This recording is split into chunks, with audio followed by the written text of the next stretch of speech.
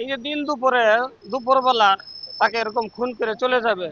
ঢাকা শহরে পুরো সিসি ফুটেজের অভাব নাই।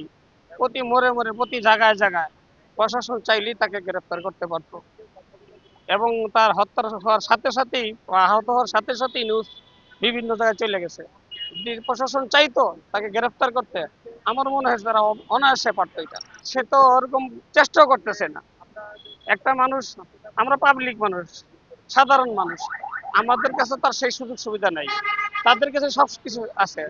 আধুনিক যুগ, ডিজিটাল যুগের কথা বলে, আধুনিকতার কথা বলে, সবকিছু তাদের কাছে আছে। ওই যে কাজের মেয়ে বাসার মহিলাকে হত্যা করছে, মুহূর্তের ভিতরে একদিনের ভিতরে তাকে গ্রেফতার করতে পারছে।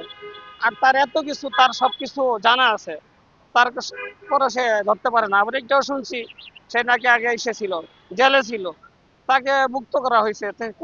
কোন প্রকৃতির লোক, কোন স্বভাবের লোক, কোন ধরনের সে, এ তো সবাই জানে, প্রশাসনও জানে। তা জানার পরও তাকে এরকম